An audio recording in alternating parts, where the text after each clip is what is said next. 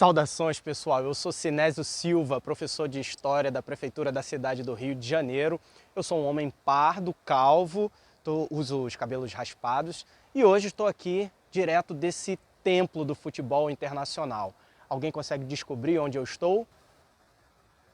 Acertou quem disse Maracanã. E para essa aula sobre os povos originários das Américas, nós iremos enfatizar os povos brasileiros. E aí nós temos uma convidada que gentilmente aceitou o nosso convite, que é a Diadney. Ela é professora de História também da Rede Municipal de Educação e ela está aqui com a gente. Tudo bem, Diadney? Tudo bem, professor Sinésio? Você pode falar um pouco mais sobre você, se apresentar um pouco? Sim, posso. Bom, meu nome é Diadney, sou professora da rede, sou uma mulher indígena pataxó, sou filha do seu Joildes e da dona Nilda, sou mãe da Helena. E a minha história, as minhas origens estão no sul da Bahia, com o povo pataxó. É importante dizer que hoje, no Brasil, existem mais de 305 povos indígenas, falantes de mais de 274 línguas. E eu sou integrante desse movimento que vem lutando por visibilidade, por direitos e pela inclusão na história do Brasil também. Ótimo, é um prazer ter você aqui nessa aula de hoje e a gente trouxe perguntas dos nossos alunos, das nossas alunas sobre os povos originários aqui da América. Vamos ver alguns? Vamos ouvir algumas perguntas para você poder responder? Legal. Sim. Por que ao invés de dizer índio, falamos povos originários? Então, Diadney, por que hoje é mais comum nós usarmos a expressão povos originários do que a palavra índio? Então, professor Sinésio, a palavra índio sempre foi um equívoco. O primeiro equívoco histórico porque os colonizadores, quando chegam aqui, chamam os habitantes, os nativos, de índio porque pensavam que estavam nas Índias. Acontece que no Brasil existem mais de 305 povos indígenas, com culturas diferentes, modos de viver, com línguas. Então, a palavra índio tende a passar a ideia de que todos são iguais. Por isso um equívoco. Em um determinado momento da história, a palavra índio ela foi uma estratégia política. Diante de tanta invisibilidade, de tantos séculos de apagamento e silenciamento da história das culturas indígenas, o movimento indígena ele utiliza essa palavra de forma estratégica para chamar a atenção da sociedade brasileira para os povos originários do Brasil.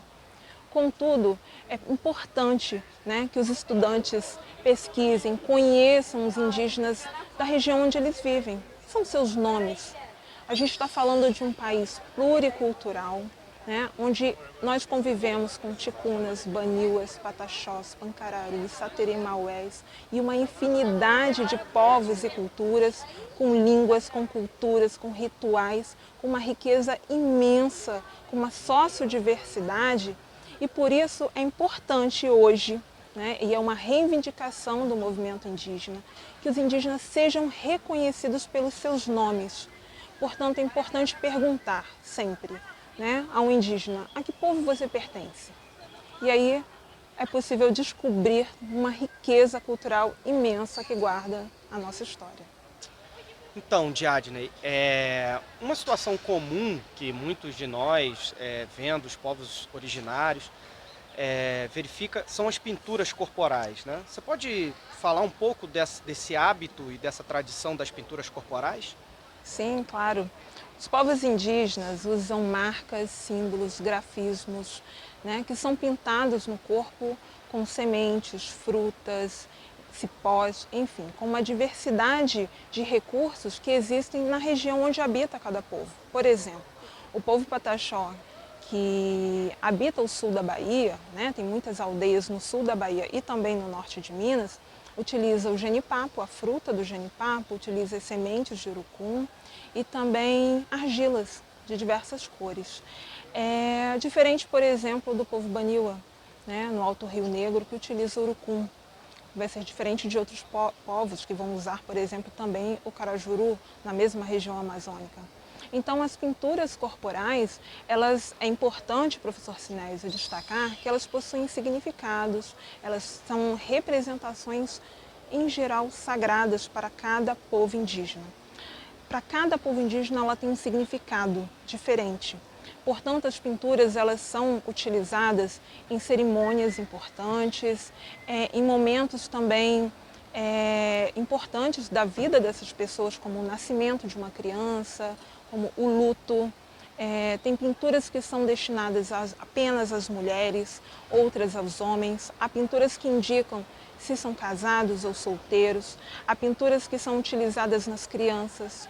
Há pinturas que são utilizadas na transição, né, da infância para a adolescência. Em geral, as pinturas protegem e elas têm intenções. Isso é importante destacar. Os povos indígenas não utilizam as pinturas como um adereço estético, né? Alguns povos, por exemplo, só se pintam em rituais dentro da aldeia e não fora, não saem pintados na rua. Outros já saem pintados na rua, passam a semana pintados. O genipapo, por exemplo, ele fica na pele durante uns 15 dias.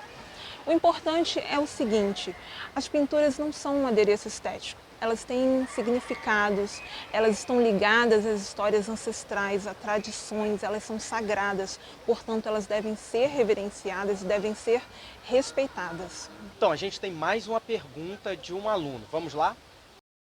Os indígenas que viveram no Brasil eram nômades ou sedentários? Então, Diadney, um tema muito comum no sexto ano é a definição do que são povos nômades, do que são povos sedentários. E aí a pergunta que sempre vem, né, aparece entre os alunos é, afinal de contas, os povos originários do Brasil, eles eram nômades ou eles eram sedentários?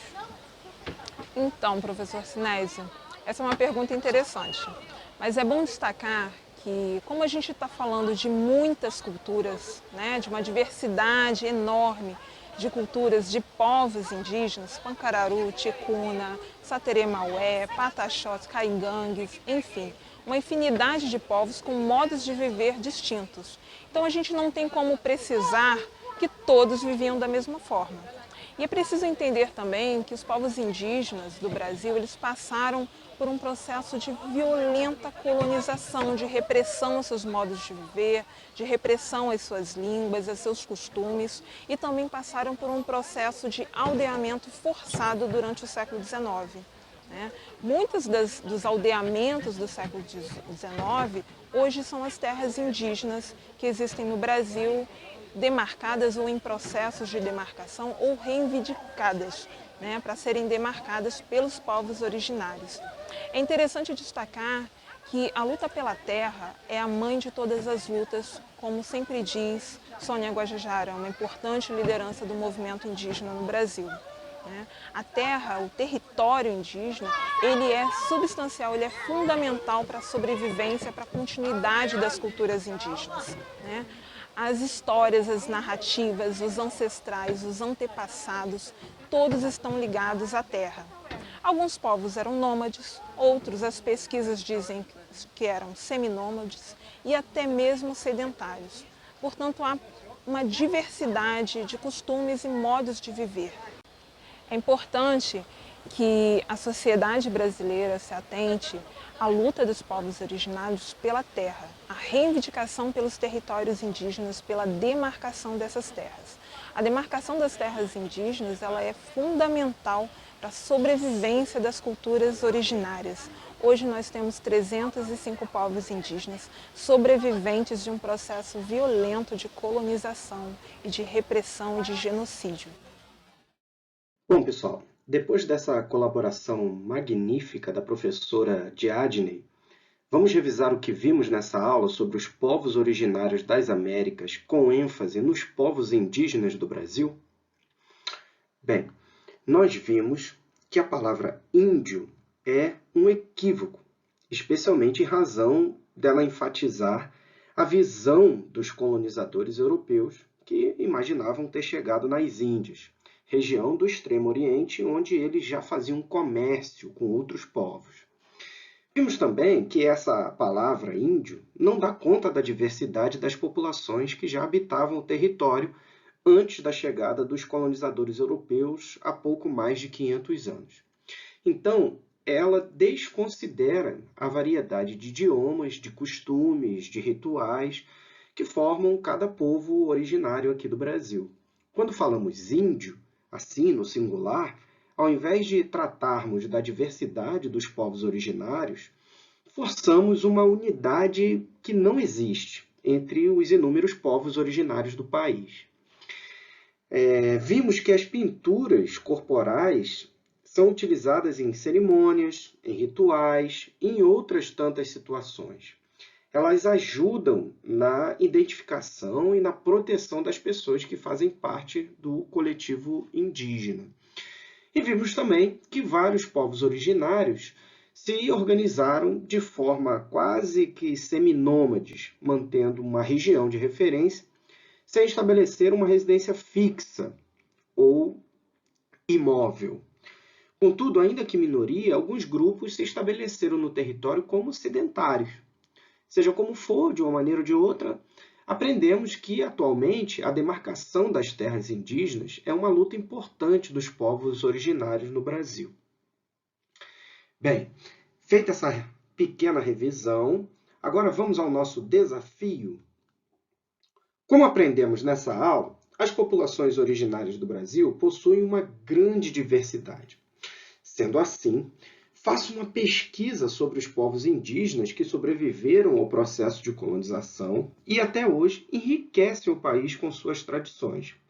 Produza cartazes para ilustrar na sua escola essa diversidade dos povos originários. Pessoal, essa foi nossa aula de hoje. Ficamos por aqui. Até a próxima. Tchau, tchau.